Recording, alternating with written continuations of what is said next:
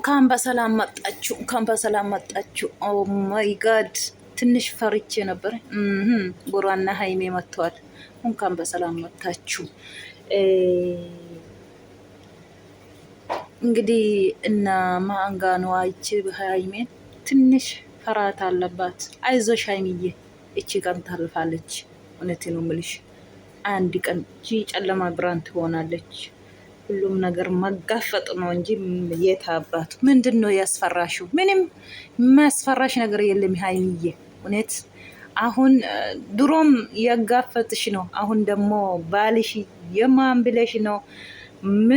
ለማን ልትሰጪ ነው? የት አባቱ ዞር በያለሽ። ትናንትና እንዳያችሁ ነው ምናለች? እንደምንም ብዬ ያገኛለሁ እሱም ያለች የፎከረች ነው። ግን ቢኒ ማን ነው እንደዚህ ምትል ስላት ይገባል፣ ይሄ ደግሞ ያልኩን ይገባል አለች። ይግባሽ እንግዲህ ምን ይደረጋል። ወላሂ እጂ የሸይጣን ቆራጭ ወላሂ። አሁን ደግሞ ምን ፈልጋ ነው የደበቀችው? በፊት አዲስ አበባ ሄዳለሁ ያለች የፎከረች ነበረ እኮ ውጥ ውጥ ውጥ ያለች ነው ወደዛ ወደዚህ። አሁን ደግሞ ቡራ ቡታጀራ ገብቷል። ምን አባቱ ነው? ምን ፈልጋ ነው? ግን ስልኩን ዘግታች ዝም አለች እንደ በፊቱ። አሁን ቡሩኬ ስትሄድ ደግሞ እሱ ነው አልፈለገ ዴኤን ትላለች። እሷ ምንድን ነው ምኞቱ? አሁን እናንተ ያላገባችሁን እንጂ እሷ የምትፈልገው ቡሩኬን ለብቻ ቀጥራ ጠርታ ዴኤን ቀጥታ መሄድ አትፈልግም ሀዩ። ቡሩኬን ወጠመድ ውስጥ ማስገባቱ ነው እሷ የምትፈልገው ማለት ነው። ምኞቱ እንደዚህ ነው። ግን ቡሩኬ ተነንቀቅ ጠፋብኛ አማርኛ ደግሞ። አሰላሙ አለይኩም ወረመቱላሂ ወበረካቱ። አሸማ ሐርከፉኔ ሐክም ጀርተን መተቃሊ መተቀሽቲ እንዴት ናችሁ? ሰላም ናችሁ? ሁሉ ቢዝ ናችሁ? እንዴት ቆያችሁ? መቴናል እንግዲህ እንዳያችሁ ነው። ሀዩ አላገኘም ያለ ነው ቡርባ። አሁንም ስልክና ጠፍታ ሻሽታለች። በግድ ይመጣል ያቀጠርኩ ቦታ ብሌ ነው የምታስበው እሷ። አሁን የሀዩ ተንኮል አላያችሁም እናንተ? ገና ጉድ ነው የምታዩት። ገና ምንድነው እሷ አሁን ፍላጎታ ቀጥታ ዴኤን መሄድ አትፈልግም። በፊቱም እንደዚህ ደብቃ ስልኩን ዘካ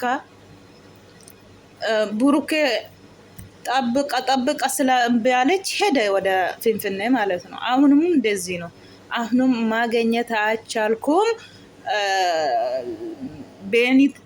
ቢኒ ጠርቷል። በቢኒ በኩል አገኛለሁ ብዬ ነው የሚያስቡ ብለዋል። እንግዲህ ዛሬ ቪዲዮ ይሄን ይመስላል። ግን ነገ ደግሞ ምን እንደመጡ ነው እንጃ።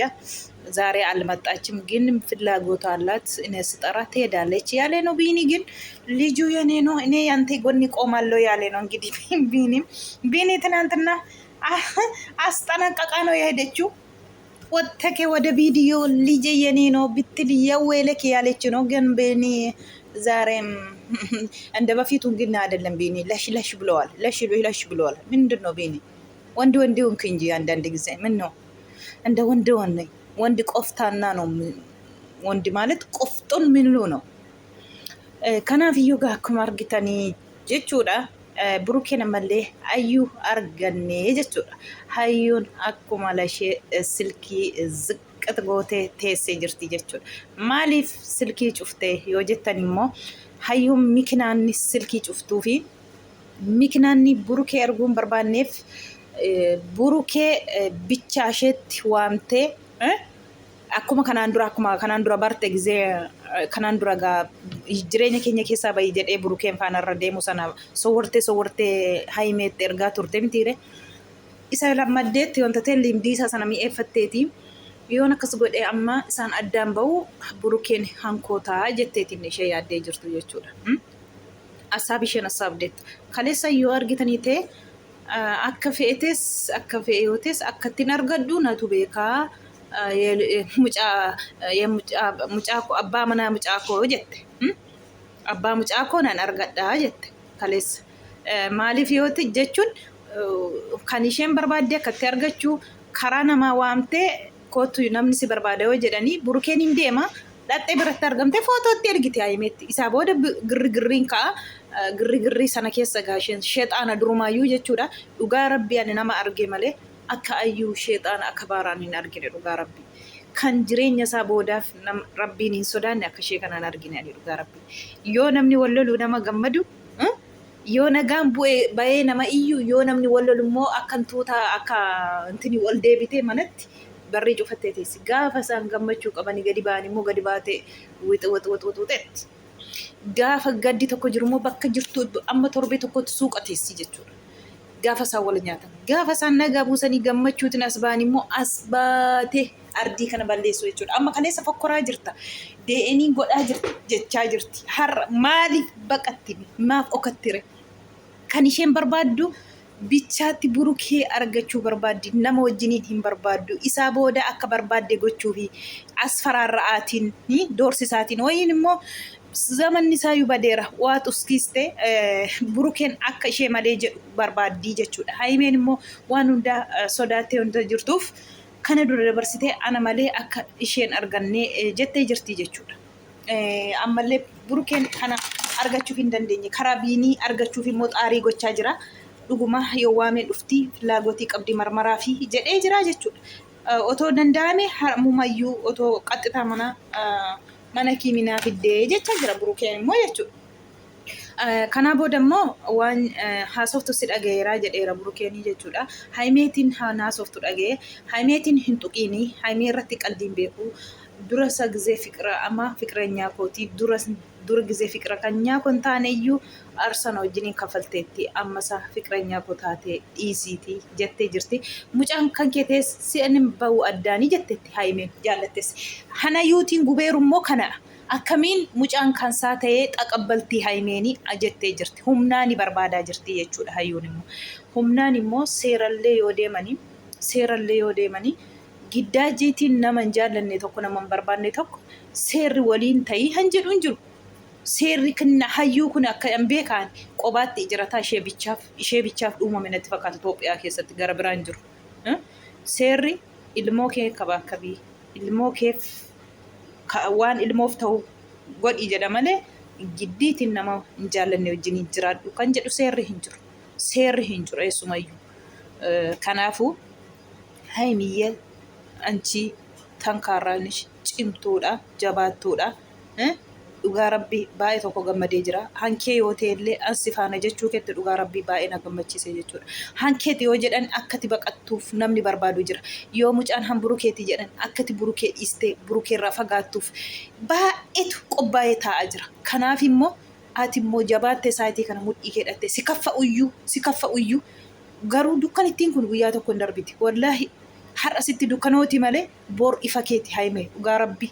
Kanaafuu xalaataaf dabarsitee xalaataaf ammallee dabarsitee laatiin has baay'ee si eeggata. Duuba keetiis duuba burukeetiis. Saayitii kanatti immoo hansi barbaachisu haayimeetiin han barbaachisu saayitii kanatti cimtuu taatee maalis yoo ta'e maalis koratii keeti bor homaa miti homaa rakkina hin qabu. Dabarsitee laatiin warra si dhaggeeffatu warra haamilee kee cabsuu barbaaduuf. Warra akkati baqa hin beekaani dhugaa rabbii ani subhaanallah. Namni dhugaa rabbii xalaata baay'ee jira. Hin jira xalaan hin jiru miti. Akkuma namni baay'inaan si jaallatullee kan cabina kee barbaadu wanta jiruuf cabina keellee cabina burukeellee hin jiru hin jennu hin jira namni. Kanaafuu saayitii kanatti immoo akka kanaan gaffaxxeetti agarsiisuu qabda. Yeetaa baatu dhugaa rabbii. Ati waggaa meeqa aarsaa kaffaltee dabarsitee har'a kennuun qabdu maalis yoo ta'e. Mucaan kasaa tootes xaqabbala wooti jette gammachuun natti dhaga'ama. Xaqabbala jetteetti faanarran ta'a hankee yootes mummaa rakkina hin qabu jetteetti. Kanaaf hayyuun har'a kana dhageessee booru ani hin beeku addiin kun galgalatee waan isheen fiddee dhuftu mee walumaan eenna waan isheen fiddee dhuftu walumaan eenna waan isheen fiddu ammaaf.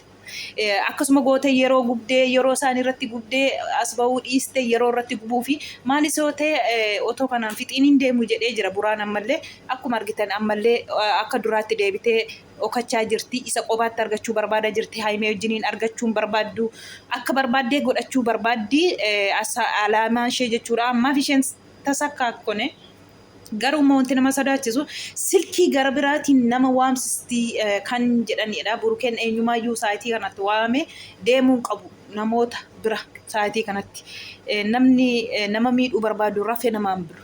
Kanaafuu gorsa har'a goddanyoonni burukee gorsanii dhageesseetti haimeen illee tonkoliif namni sa'aatii kana rafee namaan bulu waa tokko hojjechuu danda'a. Hani inni hin beekne tokko hojjechuu danda'u. Kanaaf ati immoo jabaattee gobozii taatee itti agarsiisuu qabda. Jaalala kee itti agarsiisuu qabda. Sa'aatii kanatti anatti barbaachistuu jedhanii gorsanii baay'eetti gorsaniiru haa galatoomanii. Isheen illee ishii qaalii gabaalloo jetteetti qaalii keessa sinii galeera hansin jettanii jirti jechuudha. Goddanyaa burukee argitanii jirtu jedhee yaada. Isaanillee gorsa baay'ee ishee gorsanii achirratti jechuudha. Kanaafiyyuu አይዞህ ሀይሚዬ አንቺ ጠንካራ ሴት ነሽ፣ ምሳሌ ሴት ዳይመንድ አይዞሽ፣ ጉዞ ወደፊት። አሁኑ ይቺ ቀን ታልፋለች። እውነቴ ነው የምልሽ። ከነ ፈካታ warra xalaa si eeguuf kaleessa akka jette dhageessaniittu ijoollee baay'eetu eegaa jira. Ijoollee baay'eetu akka ani bilisa bahee kolfu inni immoo akka isaan immoo warri naannoo arrabsaa turan akka taazzabamani ijoollee baay'eetu eegaa jira jettee jirti. Warra jala deemee ashqabaaxaru warra haimeen nahan jette isaanii dhaga'uu dinnaan haimeen akka isaan dur ajajanitti deemuu fi diddee gaafa isheen harka keessaa fudhattu warra deebee hayyuutiin jala deemee jabaadhu gobos jedhutu jira jechuudha. Warra sana ammoo yoo mucaan hamburuketes ወንድ ልጅ ነው፣ ምንም ችግር የለም፣ ምንም ችግር የለም። ወንድ ልጅ ነው፣ ይሳሳታል ወንድ ልጅ። ስለዚህ ምንም ያሳፈር ነገር አለ። እሷ አላሳፈረችም። እንዴት ወንድ ልጅ ያሳፈራል? እንዴት ያሳፈራል? ወንድ ልጅ አያሳፍርም እኮ። እሷ አላሳፈረችም፣ እሱ ራሱ ማለት ነው። እሷ ሴት ናት። ስለዚህ ምንም አሁንም ጉዞ ወደፊት ቡቡዬ አዞክ። ይሄ ጭንቀት አላህ ያውጣችሁ። ፈጣሪ እናንተ ጋር ይሁን። እናንተ ያግዛችሁ ሁሉም ነገር አላህ ወላሂ። ኤጋ ታንሴሞ አርጊተኒ ጅርቱ ላኢላሃ ኢላላህ ሩታ ፊ ሀርሜላን ኮኬ ወልቀበተኒ ጅሩ ወልደበደቡፍ ጀቹudha.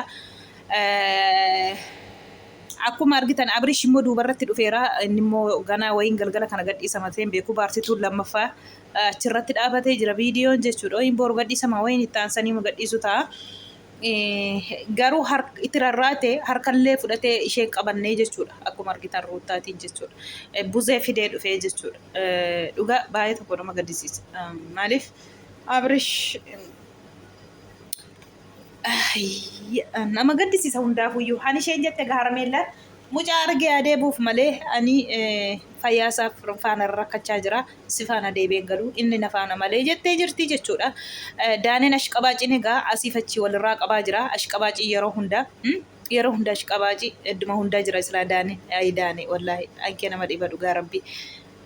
Amma yoomitti kana ashqabaacaatti dhugaa rabbi. Wayiin of hin taatu.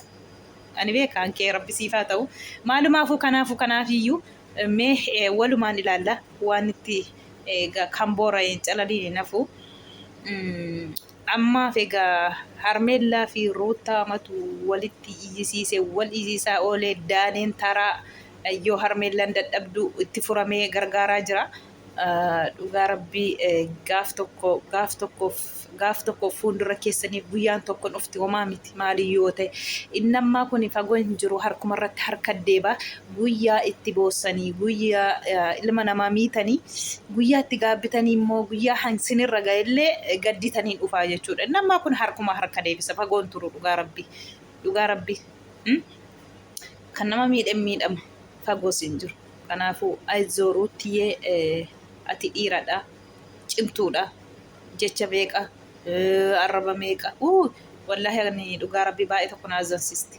Jedhanii mucaatti isatti hojjechiiste jedhanii boolla keessaa footoo kaanii Abrish wajjin akkamiin ilmoo isheetti hojjechiiste? Ilmoof abbaa walitti abbaa mucaatiin koo kafeetes yoo hammaatee ilmoo isheef gaachanadha. Dhugaa rabbii nama gaddisiisa waan hin hojjetamu. Kun hundinuu utuubii laayikii argachuuf. Ijoolleen buttaa jira hundi isheeyyuu naggaadota.